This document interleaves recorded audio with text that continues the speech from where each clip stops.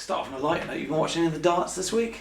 Yeah, I did. I watched it last night. I watched the semi-finals as well. I'm not a big darts fan, but last night, yeah, it was class. Obviously, watching the young lad, that Luke Littler, and he's done brilliant. And yeah, it was good fun. And I wanted him to win, but obviously a young lad, so he's got loads of time to go and win a lot of trophies. What were you up to when you were 16? For now. Yeah, not a lot, not anything like that. Just probably in the academy back home in Birmingham, and just come out of school and that. So yeah, nothing like that. Do you? I don't know if you and the lads ever discuss it, but would you have an entrance music that you do if you were a darts player? Would you have one? Yeah, off the top of my head, I don't know what I'd have. That's a good question. I'll have to have a little think, but. Yeah, I'll try and ask a few of the lads tomorrow. We'll come back to it at the end and see if you thought one. Looking ahead, this Saturday, another Somerset derby to look forward to. Bath, it's going to be a big challenge. It was such a tight game over at their place, wasn't it? Yeah, it was. A tough team, Bath.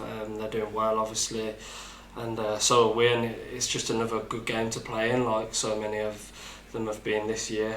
Big crowds and. Supporters being loud, and it's been great to play in them sort of games, so I'm looking forward to it. I remember Twerton was packed out for that match last time out, and you guys managed to get the win fairly late on that day. How tough a game physically was it? Yeah, it was a tough game. They make it tough.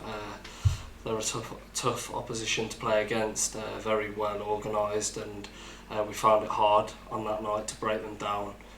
But we managed to do it in the end and score a late winner, and obviously bring them back to our place, and hopefully we can pick up another 3 points.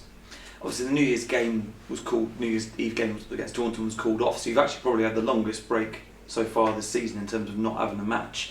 Has that made any difference? Do you feel a bit more relaxed? It's given the bones a bit more time to rest up? Yeah, of course. Obviously it's nice to have a break sometimes. So yeah, we've had I don't know how long it is now, but a longer break than usual after a busy sort of Christmas period. So I guess it's good, and we can go into the Bath game really fresh, and like I said, yeah, hopefully get the win there.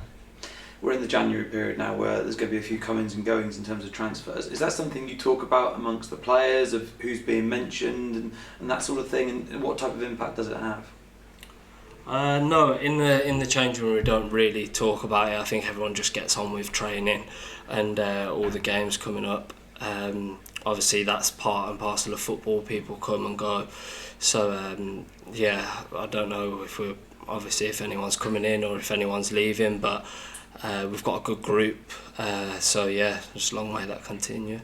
And how important is it now that you've made a gap at the top?